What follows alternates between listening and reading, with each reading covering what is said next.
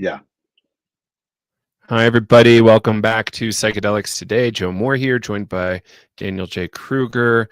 How you doing today, Daniel? excellent, excellent. How are you doing?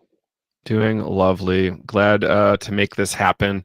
Um, you're still attached to University of Michigan in Ann Arbor, and did you recently uh, move to Buffalo? And you're doing some work at SUNY Buffalo. Is that right? Yeah, University at Buffalo. So Great. I'm straddling straddling both institutions, and I have collaborators in each. Yeah, amazing. So we bumped into each other at the conference at Penn, the Penn Psychedelic Collaborative put on.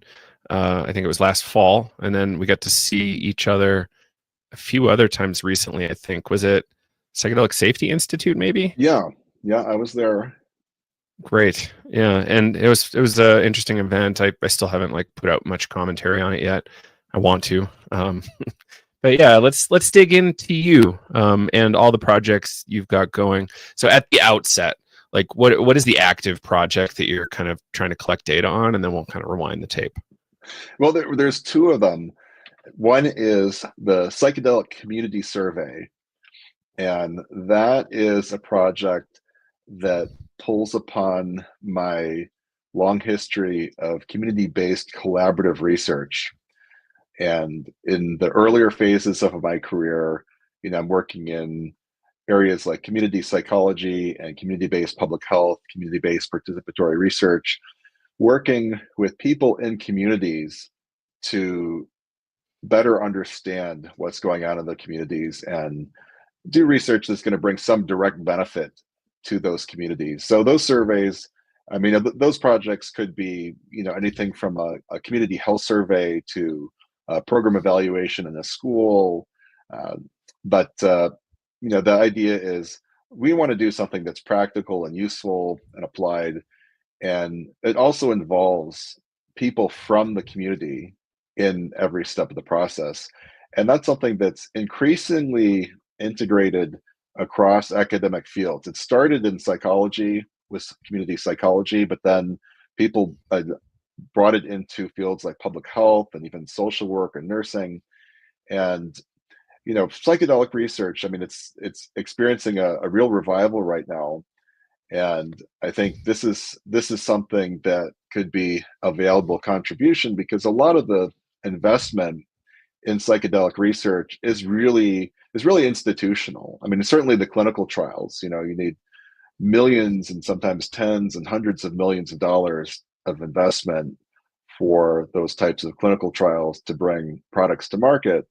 And then there's also more and more academics that are interested in psychedelic research, and you see more and more research teams popping up. But so far I haven't really seen so much where people are collaborating with non-academics across the psychedelic community. So that's something that we're bringing in. We have people who are therapists and activists and people in other roles other than researchers, and we're conducting this project informed by the psychedelic community. So even in a previous survey, we asked an open-ended question: what do you think the priorities should be for psychedelic research? And it took us over a year to sort through that data. Had a research team of about a dozen, folks from across the community, actually. Um, so that was really fantastic, and a lot of what people were interested in were goals that did align with the clinical trials. That we want to see how effective psychedelics are for treating PTSD, treatment-resistant depression, etc. Or can this specific psychedelic be useful, for example, ibogaine, for people who have substance abuse issues. So there was considerable interest in those, but there was also a much broader interest in topics that weren't currently on the radar.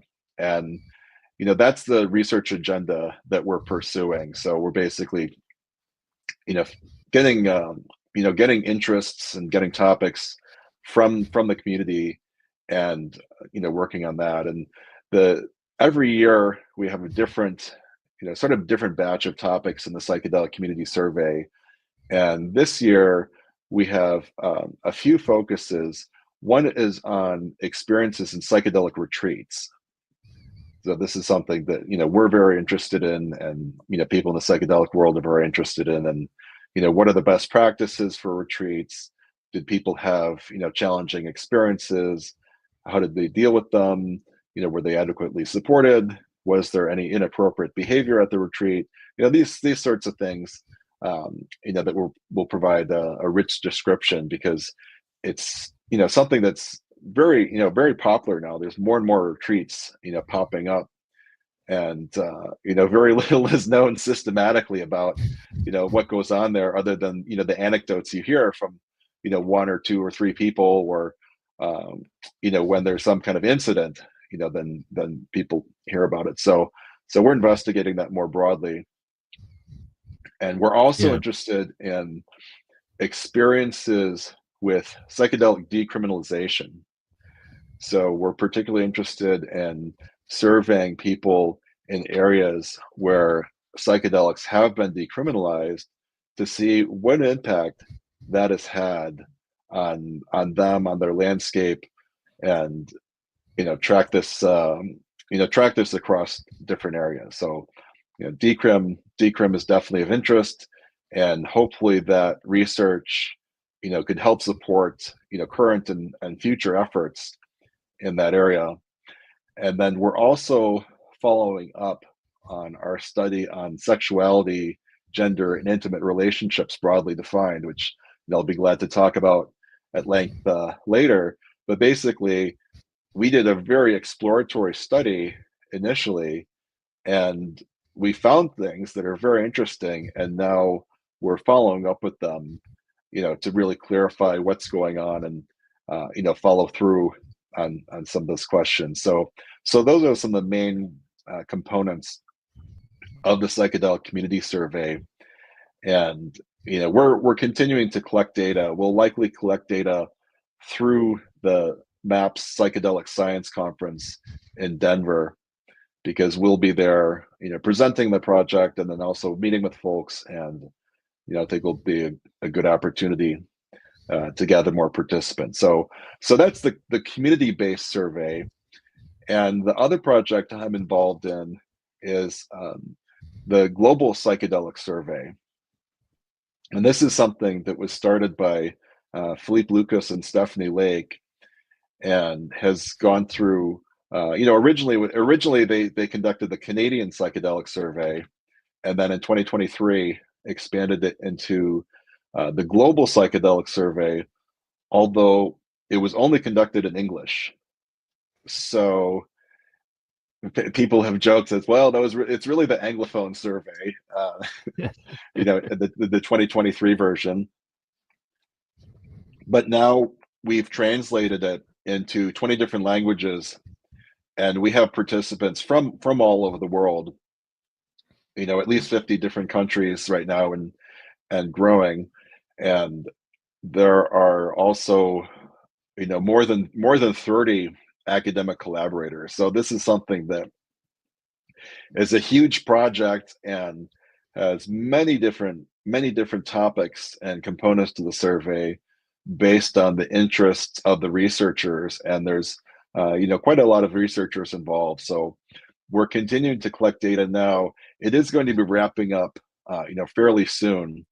So we're looking forward to cleaning the data set and getting the data out to all our collaborators, because we have a collaborative team, largely based at the University of Michigan, and then with Philippe and myself and Stephanie Lake, and then there are like I said, over 30 people at other institutions that are interested in specific topics and specific parts of the survey. So we're looking forward to sharing the data with them, and seeing what kind of products come out of that project.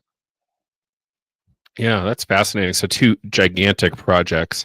And I love that this is happening. We always need more data because we Hmm. really have to, like, you know, move this thing towards wherever it's going to be. And science Right. is going to really inform that. So can you tell me a little bit about your background and how you kind of came into this data, we'll call it data science, is that the right Hmm. term? Yeah.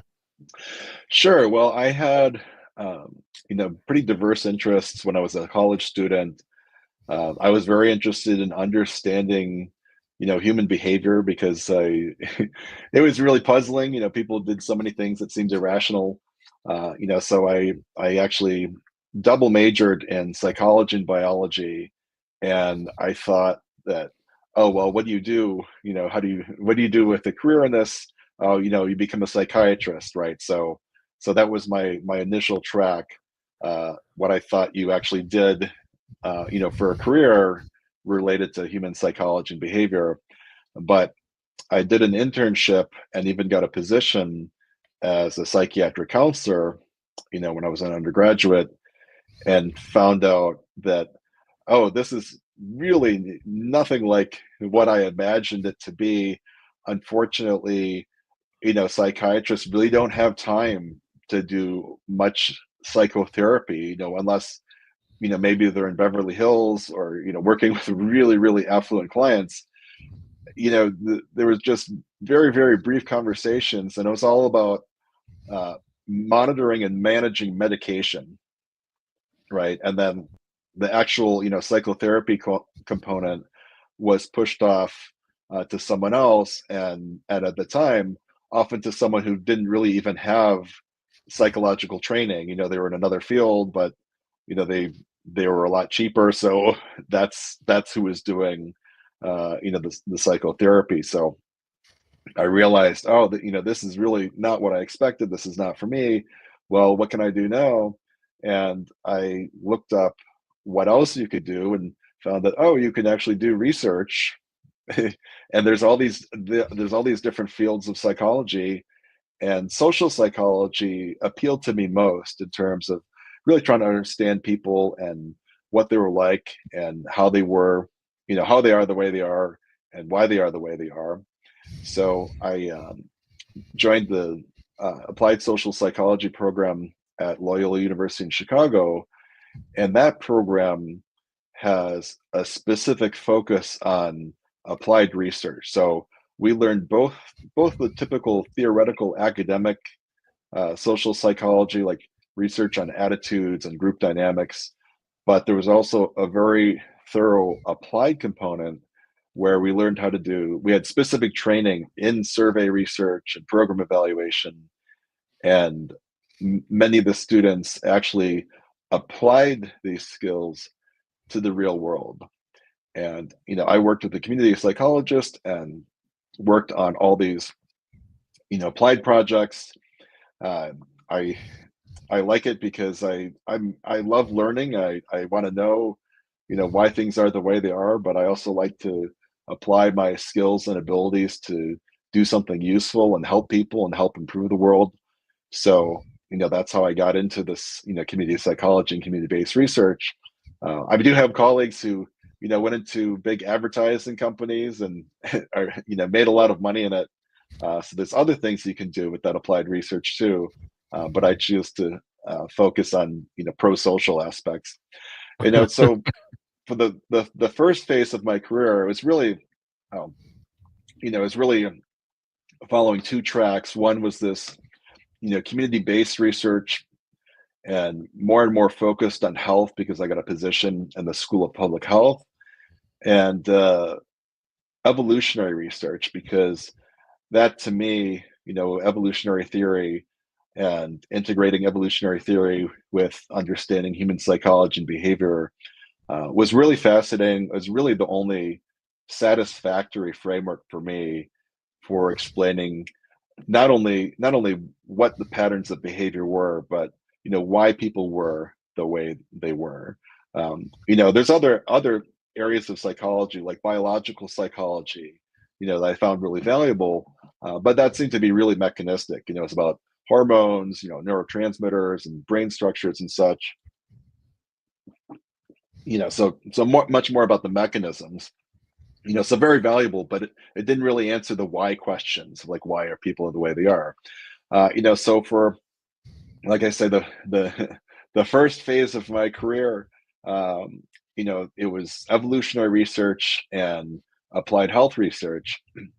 And because I was doing all this applied health research, that brought me into the world of academic public health. And I would go to conferences like the American Public Health Association and others, and I would see, lots and lots of different topics being presented. And I saw a lot of research on substance use, and in particular, cannabis. I noticed that all the research I was seeing was really from an abstinence approach, consistent with the era of prohibition. Uh, there were abstinence-based programs, and then research on, what are all the harmful effects of cannabis. And even as lately as 5 or so years ago, some of the last conferences I went to in this area, projects that were based on the gateway drug model that, even years before then, we knew was debunked. So, uh, this is an experience I kept having, and I would, I would go up to these presenters and I would say, okay, well, I see what you're doing, and there are certain populations that we really wouldn't want to use cannabis. 12-year-olds, pregnant women, et cetera, et cetera. But now California and Oregon and Colorado have legalized cannabis for medical use, and now millions of adult Americans have legal access to cannabis, and they're using it like a 19th century miracle cure, to treat anything and everything. So what's the public health framework for that? And the reaction was like deer in the headlights. People were stunned. They didn't really have much of a response. Some people gave me dirty looks, like, who is this guy? What is he trying to pull on us? And the best answers I got were, well, we don't know enough about that, right?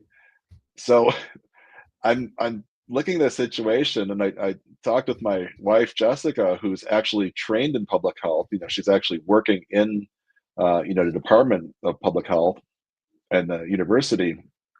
And I asked her, is this really the state of the field? Is this really how things are? This is crazy.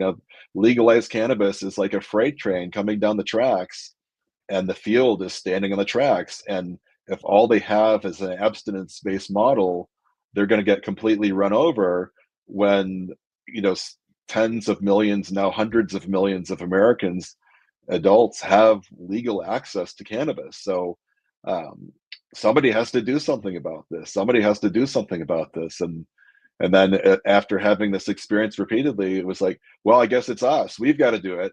If nobody else is going to do it, we've got to do it. So, kind of went out on a limb and really took a risk, and just pursued this work.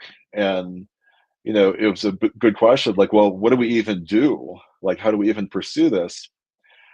But fortunately, we had a mechanism. I'm a survey researcher. That's one of the things that, I'm specifically trained in. And, how do you survey people who are doing something that's illegal?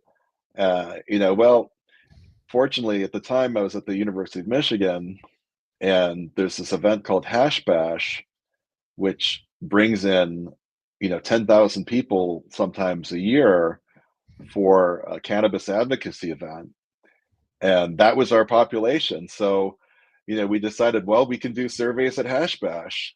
And, the idea was to just get some very basic information, like, how are people using cannabis? What are they using it for? Are they using it medicinally? What kind of, conditions are they treating? Are they substituting cannabis for, pharmaceutical drugs? And are they talking, if so, are they talking to their physician about it? Just some very, very basic research questions. And at the time, we didn't know what was going to happen. Like, when we show up and set up our table, um, you know, this is a project that, it was reviewed and approved by the institutional review board at the university, but we didn't know, are the campus police going to try to kick us off campus because they were getting rid of anyone who's like vending or anything like that. Are the participants in the rally, are they going to get mad at us and start arguing with us, be hostile to us, with distrust of researchers or what? But it actually worked out really, really well, and we were able to get a couple of publications out of it. And quite honestly, I think that my experiences both as a specifically trained survey researcher and someone who had real life experience in the field really helped. So when I was in graduate school, I took a summer job actually for a NIDA, a National Institute of Drug Abuse survey study, going around door to door in Chicago and knocking on doors and ringing bells and trying to get people to complete a survey about all the different drugs that they used and even get a hair sample from them, right? And this is probably one of the more difficult projects I had ever done in terms of just the day-to-day tasks for that. But it taught me a lot of lessons, and many of those lessons were really useful later in my career. So I knew what was going to work and what wasn't going to work when you do real life survey research. A lot of psychology scales can be very long. Psychologists love to have 36 items to measure one construct, so you can get the the maximum reliability and such. But that's not going to work in the real world. People aren't going to want to answer the same question over and over again. We knew we had to be brief and efficient, so it was just one sheet of paper, double-sided, and very, very, very efficient. So we were able to get a lot of valuable data in very little time, and that's an approach I continued to use. So we continued with that, and then our research got into the news, and we were actually contacted by a local cannabis dispensary. And this was in Ann Arbor, idealistic college town, and this dispensary was at the time they were all medical dispensaries. It was before recreational adult use was legal, but they wanted to do it right. Like they were taking this seriously, and they really wanted to do their due diligence and know, like, well, what are the best practices? How can we study this? So they reached out to me and said, we saw your study in the news. We'd like to talk with you. And we started collaborating with them. And believe it or not, they actually introduced me to other researchers at the University of Michigan, particularly Kevin Banke, who I had never heard of before because he was way off in a different campus. And I never knew that there was somebody else at the university who was interested in the same topic, but they were working with him and brought us together. And then since then, we've been have a very productive research collaboration.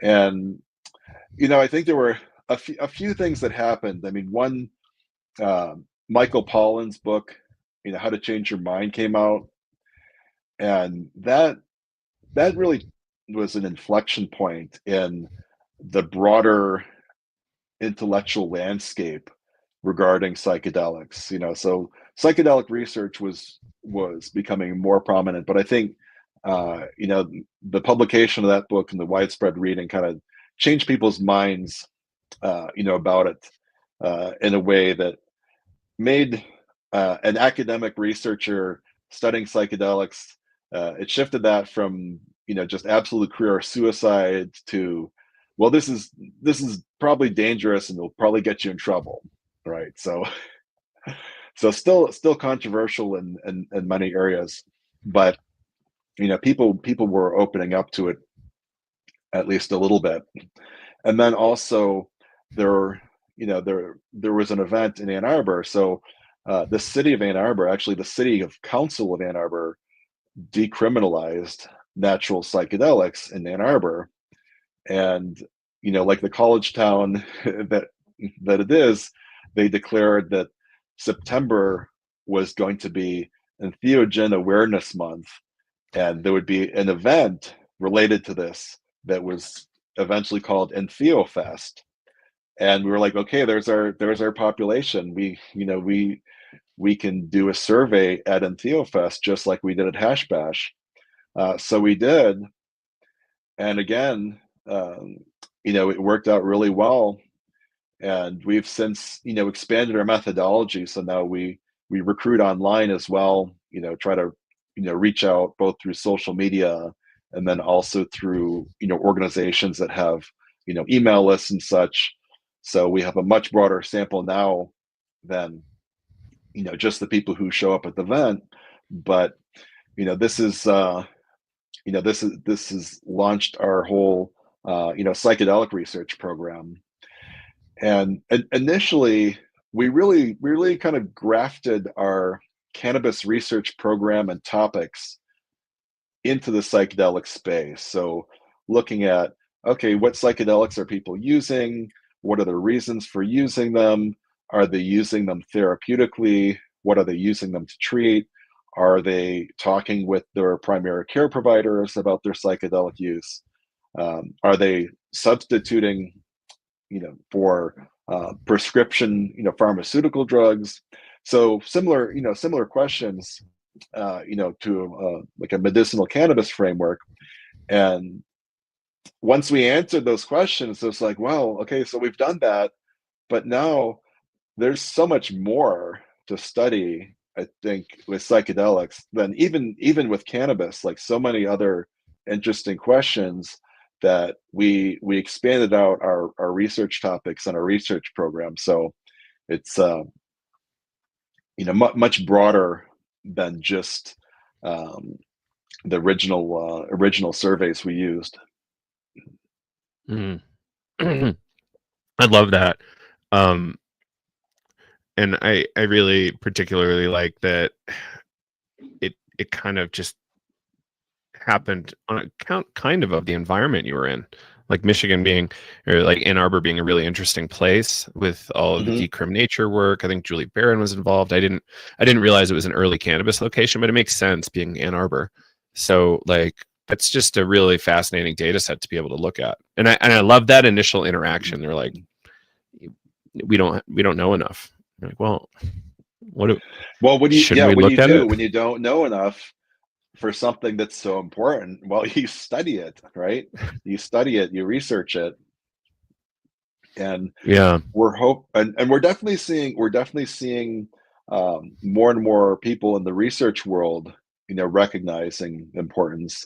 And we're hoping that the funding environment, especially from traditional funders, is catching up as well. Yeah, that's interesting. So, did most of your funding come from the university? Were you getting grants for a lot of your survey research, or how did that go? No, we didn't get any money for them. We did it because it needed to be done, and somebody had to do it. And I guess I would say that we're a few steps ahead of where institutional funding interests were. So there are a lot of federally funded projects on substances, but those tend to be prevalence of use. So like monitoring the future, what kind of substances are adolescents and young adults using, what's the prevalence of use, and then of course what are all the harmful effects. And I mean, it's not surprising if if you're an institute like the National Institute of Drug Abuse, that's the mission, to understand the harmful effects. And there's many people who study the harmful effects of alcohol or tobacco, and then what about these other substances too. So that's really the traditional perspective and where all the funding has been. But we think we see more of an opening and more opportunities now to push the boundaries of what is fundable research. I mean, it has to be practical and useful, right? It has to have some benefit to society. But we think that there are research questions that go beyond just what is the prevalence of use that can fulfill that mission. Mhm. Right. And what are some cool results that you saw after your data came out? I'm sure you saw some action taken on at least a couple things. Yeah, well, we actually had a paper out earlier about what people's preferences were for psychedelic policies and what specific practices they endorse. And what's interesting is that in general, there seems to be a pattern of greater support for natural psychedelics over synthetic psychedelics, and then for um, I guess non gifting models over over sales models, and then Mhm. also personal use. So people were very much most in favor of someone who was producing their own natural psychedelics for their own consumption, right? Followed by producing natural psychedelics to gift to someone else. But then the the closer you got to sort of a commercial environment, where people were uh, manufacturing psychedelics, especially synthetically, to sell on the open market, there was less support for that. Interestingly, but at the same time, when you uh, when you give people terms like legalization and decriminalization and such, um, we saw a general preference for full legalization, because I think people thought that, oh well, that's safer, than decriminalization. Maybe decriminalization, it's really deprioritization in the sense that it doesn't change the actual laws. So those laws are still there. The substances might still be criminalized, but it changes the priorities of law enforcement so that uh, you know someone with psilocybin mushrooms, you know like for personal use is the lowest priority, and probably wouldn't be pursued, right? So depending on how you frame it, depending on how you frame it, you might get different responses from people. If you use that terminology, or if you ask them about specific things that they would support. Mm. And we're seeing that pattern unfold basically whenever there's decrim movements. Their success um, is tracking the pattern that we described in our paper. Mm. I love that. That's super interesting. And um, so when you're able to get multiple papers sometimes from a single survey, which is extraordinary. That's really kind of efficient. I like that. Actually, can you speak to survey science in general, survey research in general, and like what are Sure. some of the better use cases? Like why is it efficient? Things like that. Yeah, I mean, honestly, um, people think that it's really easy to conduct a survey. In fact, there's online survey platforms out there, so you can just sign up and put your survey online. But it's actually both a science and an art, and it's really difficult to do it right.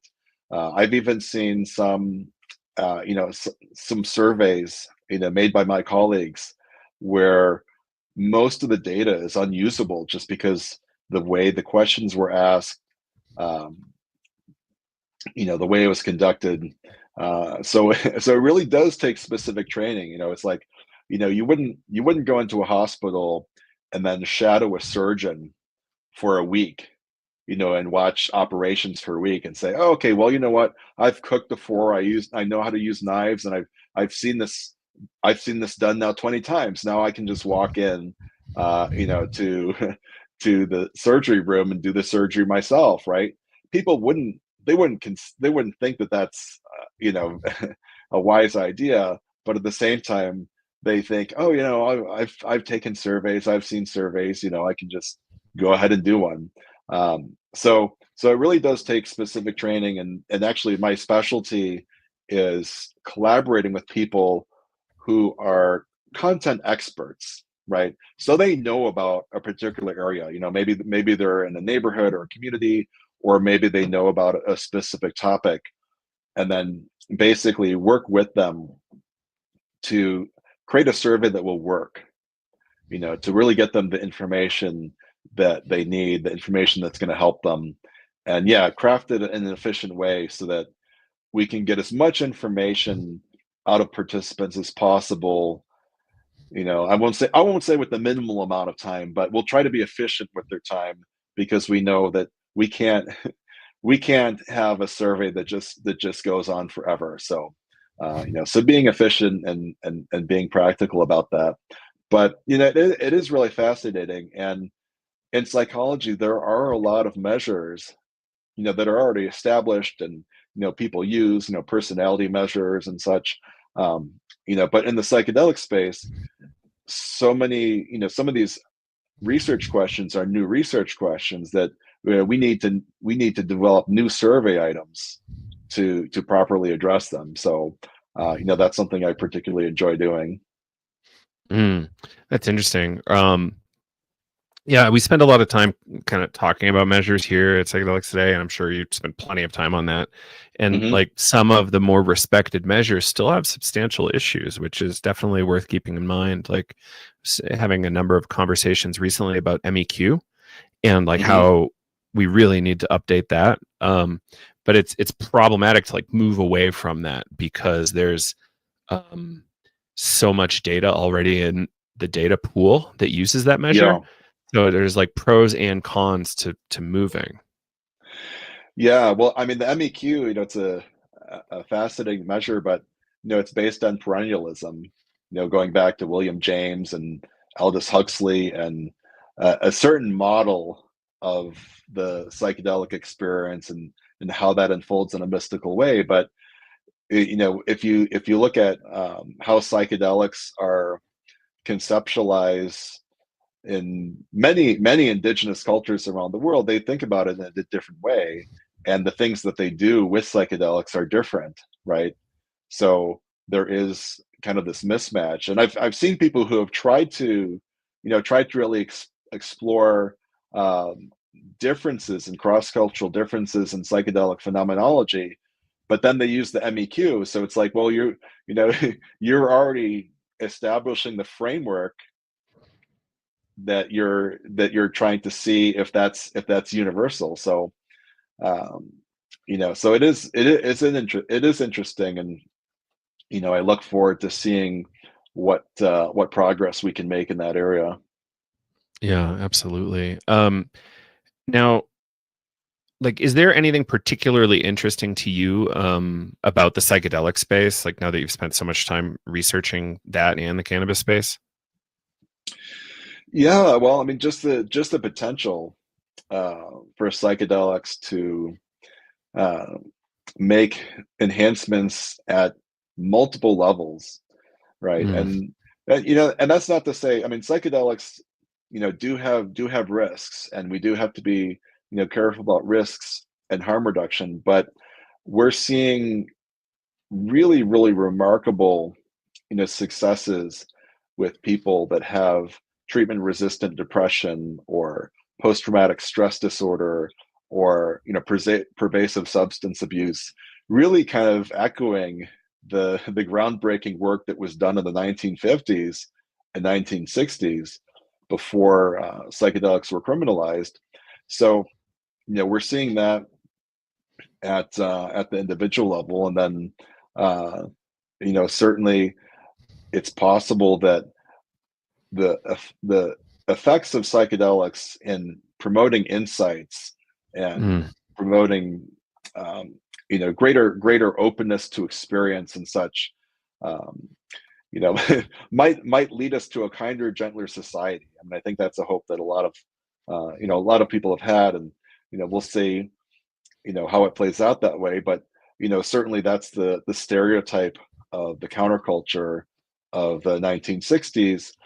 And even so, with earlier movements, like there was kind of like a psychedelic movement or renaissance in the early 20th century around mescaline, right? And that mirrored in a lot of ways the 1960s counterculture. But unfortunately, World War I happened, and basically just changed the landscape. for everything. So we have high hopes, and the mission, I think, that many researchers in the psychedelic space are on is like, okay, well, how do we most effectively, safely, and efficiently integrate psychedelics into therapy for these conditions. How do we integrate it better into society, so that we avoid the pitfalls of the past, and make sure that we're not just helping lots and lots of people, but we're also minimizing and preventing harms, especially for the most vulnerable. Mm. Yeah, can you talk about the harms like that could come Mhm. from research? Yeah, well, harms from research or harms from psychedelics. I mean, Let's there's start with both. research and then we can do both. Yeah. Mhm. Yeah, I mean, well, some people do have really challenging experiences. We have a paper on this where we find that even most people who take psychedelics, at some times, they feel anxiety, they feel depression, they feel isolation, um, and maybe not the majority, but quite a few people, have these really troubling thoughts, like, is this state going to live forever? Am I going to die? Um, so we need to understand, best practices for dealing with those experiences, and that's actually something we're also working on in our psychedelic community survey now. That's another area I should mention. It's like, okay, well, not just are people having these difficult experiences, because now quite a few studies, ours and then studies by other folks, have also documented these, but what are the best practices for dealing with them? uh, and then also, people document some long-term adverse effects of psychedelic experiences. For some people, like derealization, like even long after the psychedelics effects, acute effects have worn off. People have the sense that the reality that I'm in isn't real, or things just don't seem to be real to me, or I feel disconnected, from everything around me, or they have so-called ontological shock, like their worldview is cracked, and now they're having difficulty functioning. So there are people who do experience these persisting challenges, and that's another area that we need to do more research on, to find out, like, how can we best address those. So those are known, those risks should be known, and specifically from research programs. I mean, there's stories you can look up online about things that have happened in various research programs.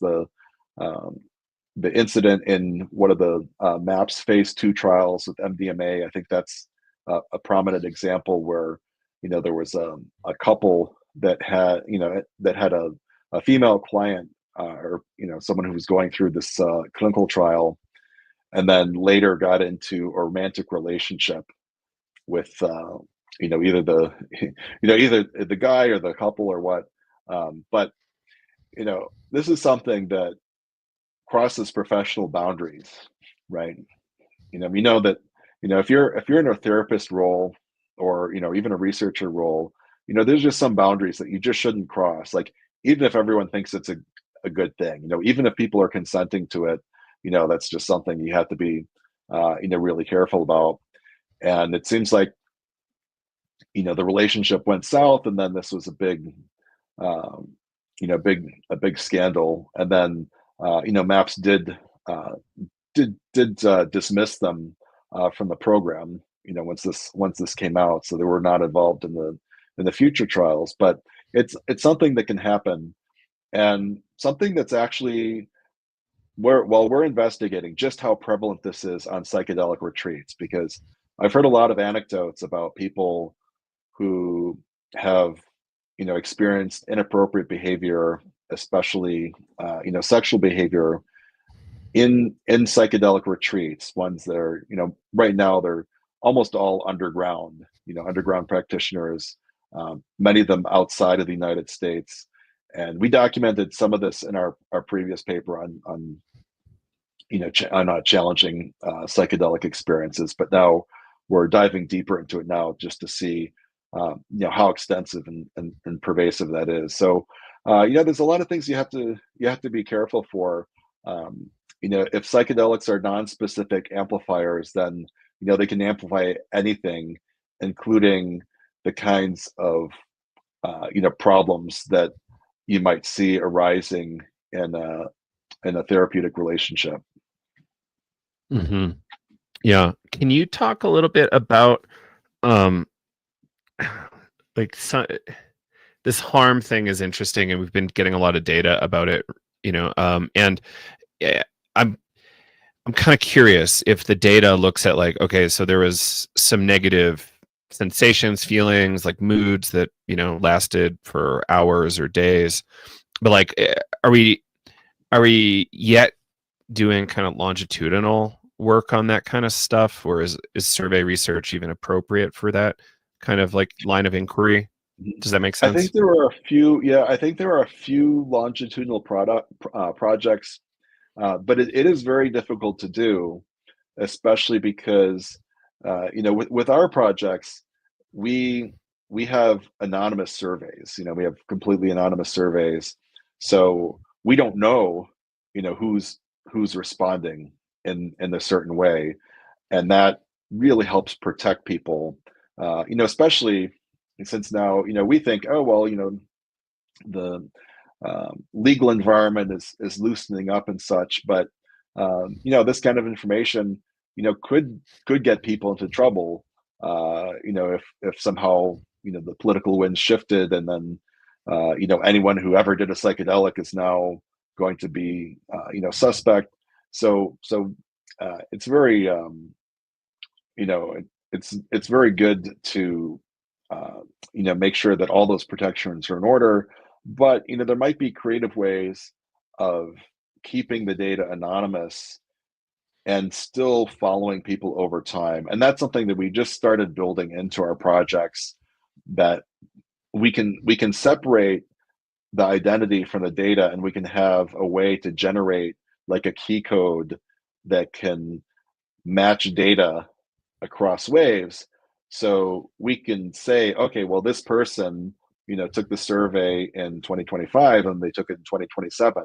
So we can build a longitudinal cohort, even if we don't know who specifically they are. So I think that would be a really valuable contribution. And there are some studies that have done that already with, like prospective studies of people who intend to take psilocybin, for example, and then follow them afterwards. But it's something that will probably emerge more. Most of the work that I see is what we call cross-sectional surveys, meaning it's just one survey. The people who take it, and then you never, you don't get another survey from them again. Hmm. Yeah, that's interesting. I love that you're going to be improving that, because this like overtime thing is so important.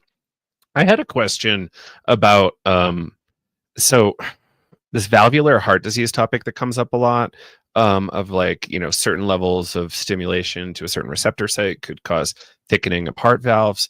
Like there's so many deadheads that consume tons of LSD, and we haven't yet looked at any kind of, I don't know, survey of, let's say you've consumed LSD, I don't know, 600 times. Is your heart, like, how does your heart look? And then Mhm. how does the, general population's heart look at that same age range? And, it's a little more than a survey, unless people are willing to go get that imaging, or, Yeah, you know, it would require an actual medical visit, and in certain substances, there's higher risks, higher known risks than others. So I mean, I think ketamine in particular, people are looking at risks with cardiovascular and other systems.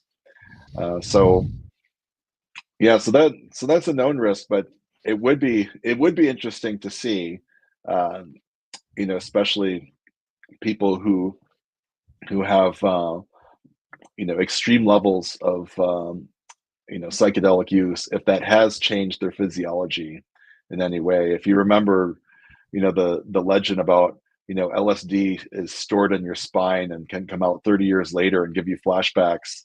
Um, I don't think that was really ever empirically supported, but um, it would be good to know what long-term health effects there might be. Yeah, yeah, especially as it becomes more and more popular, right? It's definitely something that we should all be, thinking about. Do we understand the long term? Like I tend to think and err on the safe side, like thinking we're safe, but I also know there's plenty of unknown factors that we're not really aware of yet. So I want to circle back to survey research because my point was not that it's easy, but that it's like if you look at neuroscience Mhm. research, you don't need It, 12 big machines that are $1 million each, yeah, right? yeah, it's much more affordable. So Hmm. we've been conducting these survey studies, basically volunteering our own time.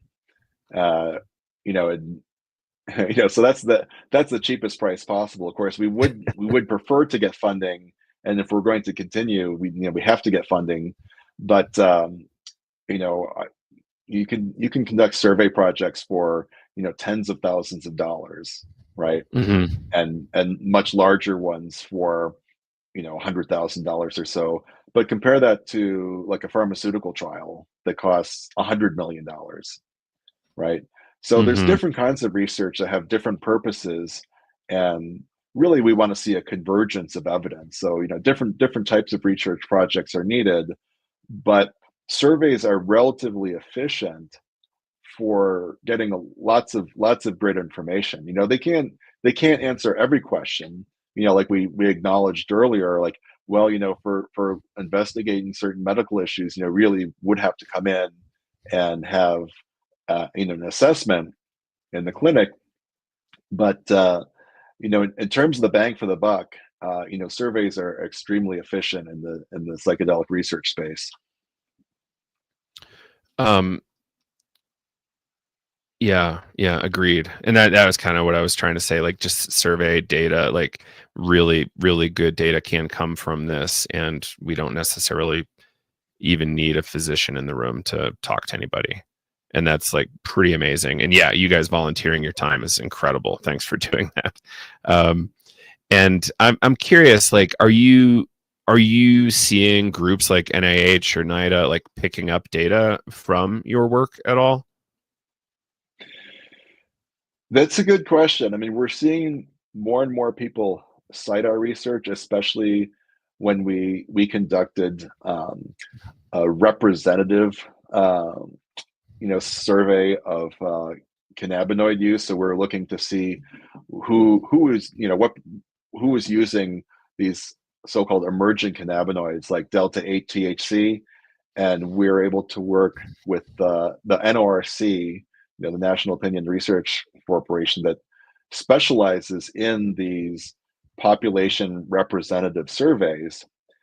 And quite honestly, that is what really gets the interest and attention of the large funders and large institutions, because honestly, I think there's a bias against survey research to begin with, because it's not really what a lot of medical folks have been trained in. Self-report. How do you trust people? How do you trust people to give us true answers, right? Um, so I think there's a bias to begin with, but there's certainly uh, a strong apprehension uh, for people who have trained in certain fields when you have a what we call a convenience sample.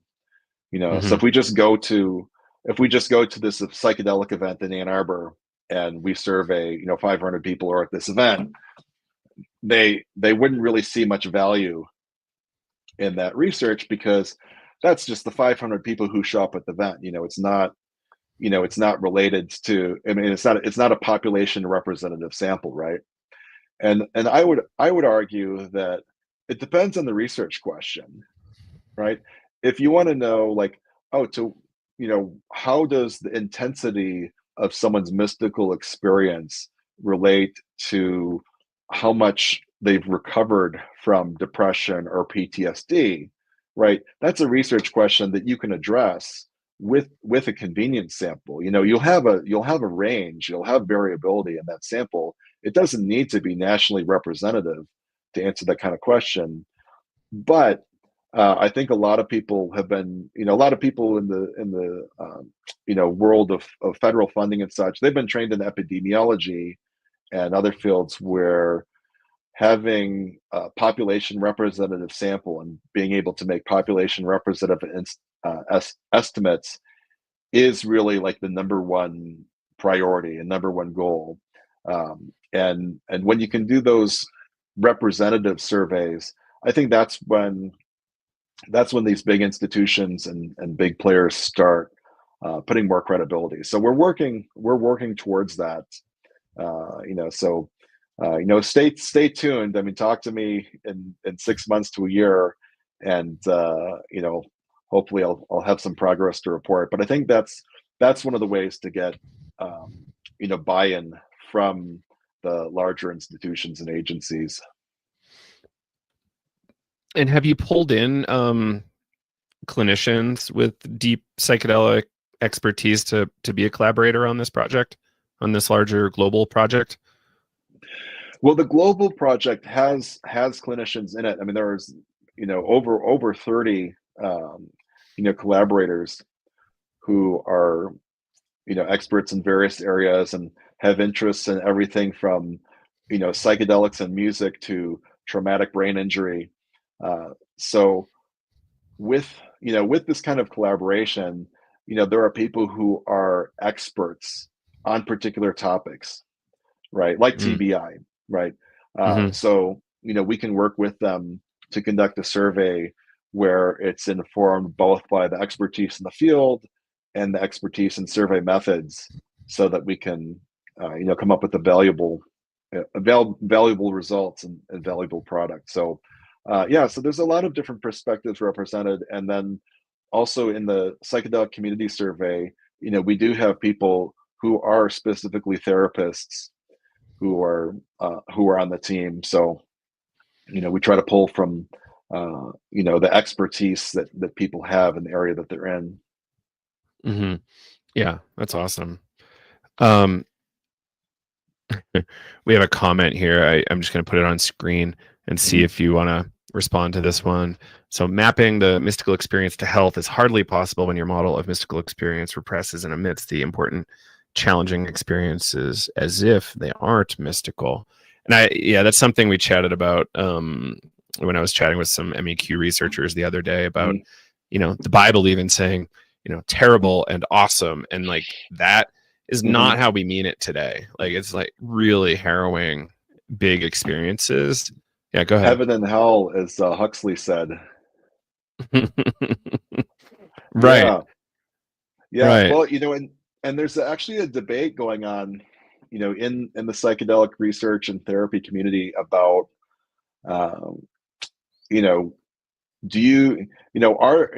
is it possible to have a challenging experience that's just challenging? A lot of folks say, well, there might be challenging experiences and difficult experiences, but that's necessary, or it's helpful for getting you to a better place eventually. So in other words, it's something challenging that you have to go through to make progress in your own condition. I don't think that's necessarily the case all the time. I think, if somebody took way too many mushrooms and they're having a panic attack, I don't know that that's necessarily going to come out with better outcomes down the road. It'd be nice to understand how to support them in that situation to calm them down and reduce the sense of panic and anxiety. So there's a lot of different models, or at least a lot of different folk theories about psychedelic therapy and how it works. And this is one of the big questions, like, what is the role of these challenging experiences? And sure, dealing with real issues like deep trauma and traumatic experiences, it's not surprising that might be difficult, um, but I think it's more nuanced than just saying that, well, you know, you take a psychedelic and you have this really challenging experience and you go through hell before you get to heaven. Yeah, that's it's an interesting conversation. I'm really curious how it's going to be fleshed out. I'm not sure what the actual answer is, but I'm hopeful we'll have, something useful in some period of time, right? I probably will know a lot more in 10 years. Just given we'll Yeah, probably oh, have things prescribable in a bigger data set, right? I would think so. I mean, there really is a boom in psychedelic research now, so it's getting to the point where it's difficult to keep up with everything that's going on. But uh, that's exciting too. It's becoming it's maturing as a field, and there's more and more great work coming out all the time. Hmm. Yeah. So, let's dig into the sexuality study because I did read that Mhm. paper the other day and it was very interesting. And yeah, what were you doing there with that study? Yeah, so this was an area that both we were interested in, and then also, like I said, our previous survey participants said that this was an area that they wanted to study because anecdotally people had reported experiences of better relationships, um, better better understandings of their own sexuality and gender, better acceptance of their own gender. um, so we wanted to systematically look at this, and you know uh, there's the notion that psychedelics are great for sex, right? And that's something that has been known in the psychedelic community for a while. Timothy Leary let the cat out of the bag in his Playboy interview decades ago, where he thought that LSD was the greatest aphrodisiac ever discovered by man, and sex under LSD becomes miraculously enhanced and intensified, right? So that's something that has been out there as an idea, and we wanted to investigate that as well, to see if people did report those experiences. But given that psychedelics have so many effects, like um, the so-called ego dissolution, lowering the sense of self, and novel self insights, and weakening the priors, basically their top-down construction of reality. Hmm. How would these affect people's uh, sexuality and gender identity? Also, a lot of folks are talking about greater connectedness, right? Greater interpersonal connectedness. How would this affect intimate relationships? So we really came out with some very broad predictions that psychedelic experiences would lead to more attraction to partners, enhanced sexual experiences. So those are things that Leary and others have said previously, but also improved relationship quality, greater sexual fluidity, and changes related to gender identity and gender expression, as well as the possibility of uh, different types of relationships. So people getting into consensual non-monogamy and other types of relationship structures. And lo and behold, we found that most people, 70% of our participants did say that their psychedelic experiences had some sort of effect on their sexuality or sexual experiences, gender identity, or intimate relationships. But it wasn't one thing, so um, you know, not we didn't even get a majority of people saying that there was one thing that happened. I mean, close to close to half said that oh yeah, it changed my intimate relationships, right? But following this theme of being a non-specific amplifier, there are different effects for different people. So about a third of folks said that these psychedelic experiences, a little more than a third, had effects on their attraction to their current partners, their experience of sexual activities, and the quality of their intimate and romantic relationships. And we did acknowledge the possibility that there could be detrimental effects, right? And some participants did report detrimental effects, for their experience of sexual activities, their attraction to their current partners, or the quality of their intimate relationships. But far, far more, cited enhancements. And this makes sense. I mean, for one, even just in an experience of sexual activities, like, the substance might matter. So someone taking MDMA or psilocybin might have a very different experience than someone taking ayahuasca, right? If you're having all these physiological challenges, like vomiting and such, it's probably not the best time to have intimate romantic experience, right?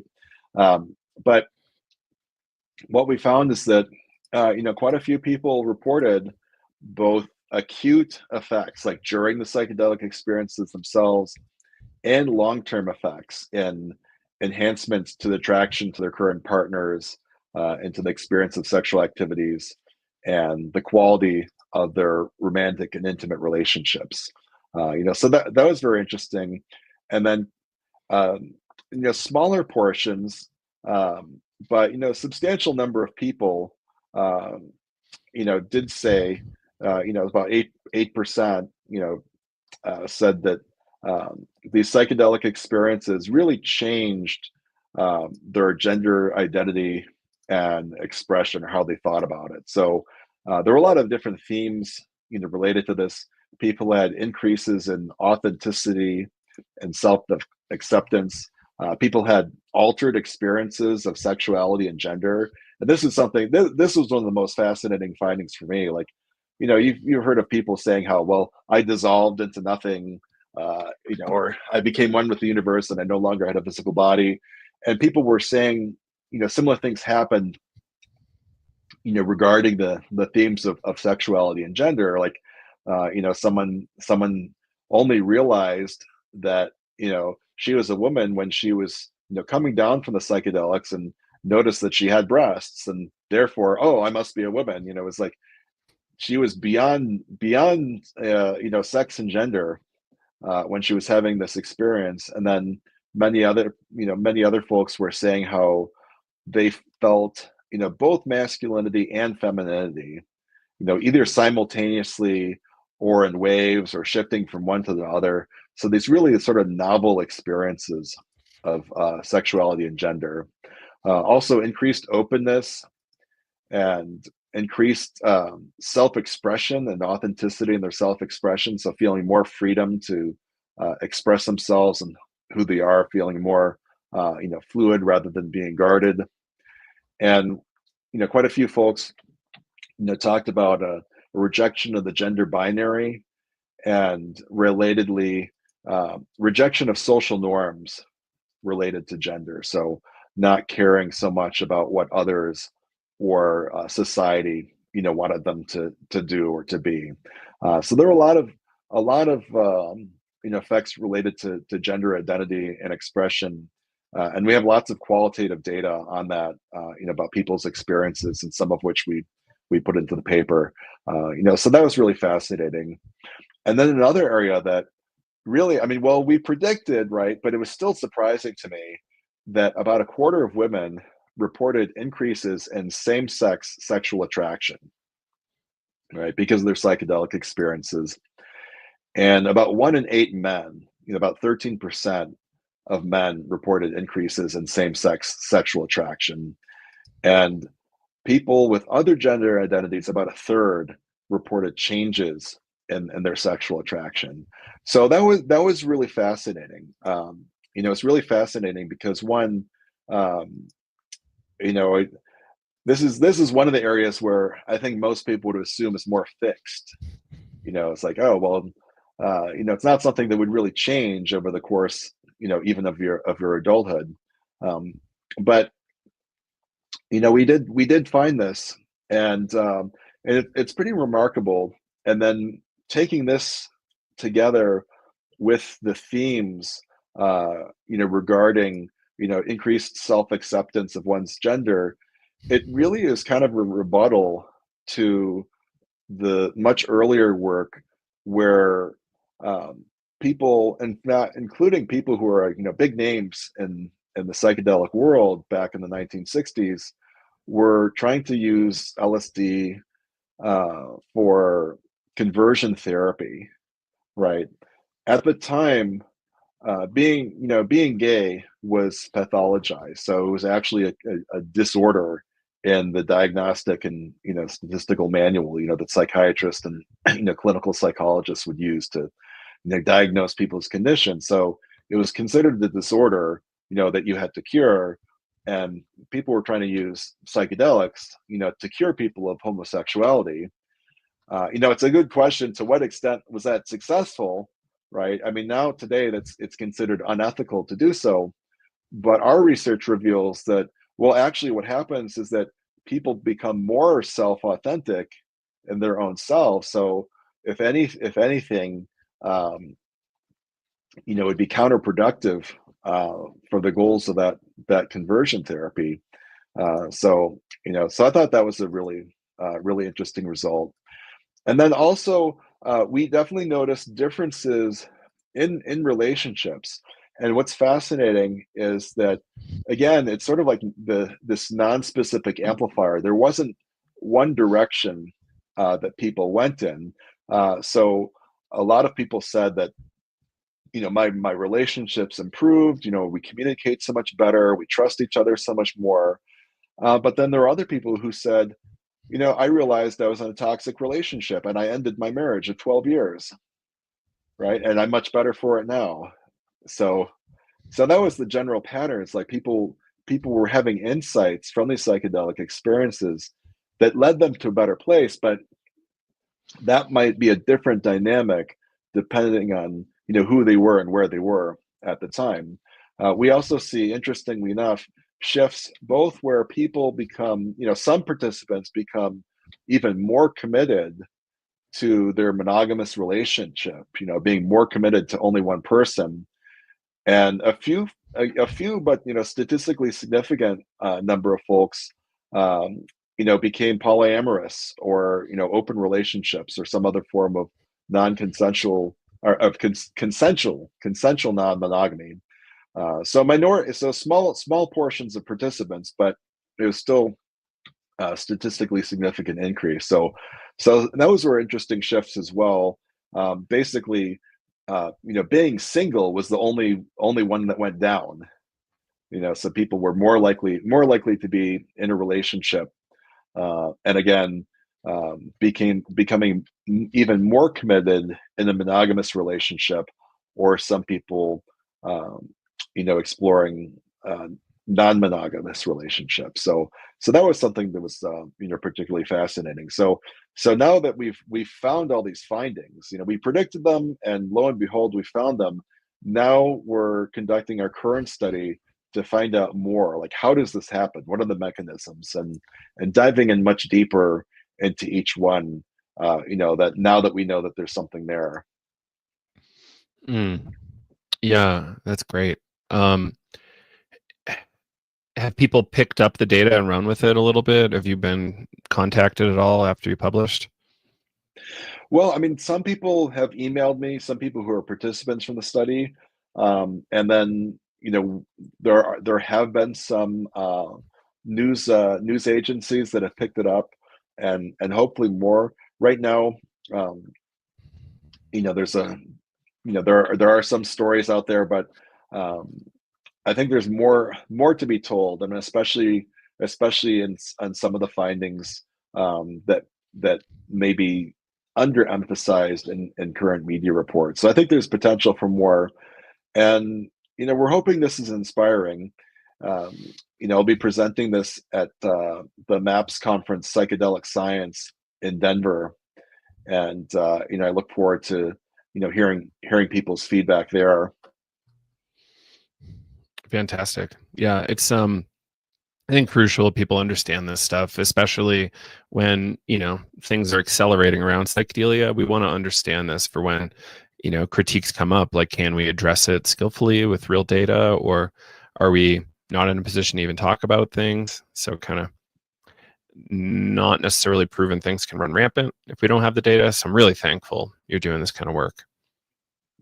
Yeah, that's great. I mean, you always want to be empirically informed. Yeah, absolutely. So where can people follow up on your work, and maybe just keep an eye for where you might be published in the future? Sure. Well, I can share my website, and I'll put let's see, is there, yeah, private chat right here. Chat with everyone in the studio. So there's the link to my website. If people can see that, that also goes to a link to the psychedelic community survey.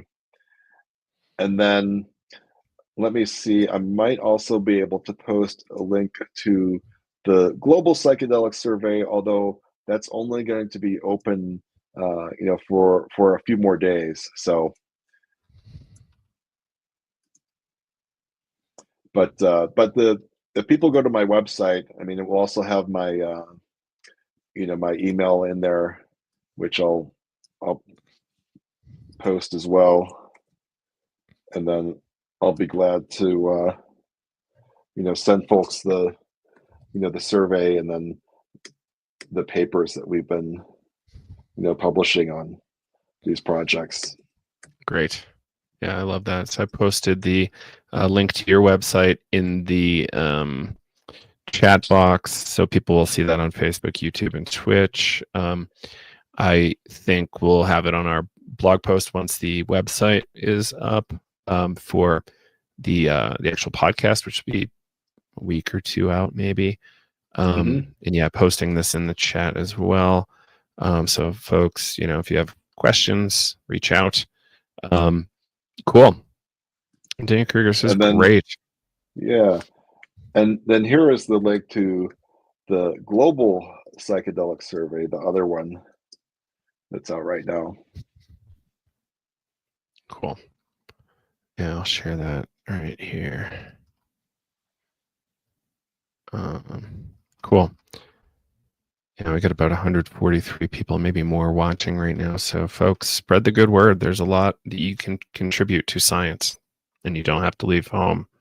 Yeah, we want to hear from you. One of the goals of our psychedelic community survey is to really sort of, crowdsource the knowledge and experiences of the psychedelic community, that's been largely underground, for decades, and to daylight, that knowledge and daylight those experiences, and also to amplify the voice of the psychedelic community in shaping the future of psychedelic research. So, we want to hear from you. Amazing. All right. Well, thank you so much, Daniel. I hope we can do this again. Let's hang out for a minute backstage. And yeah, I'm excited to see you in Denver. Looking forward to it.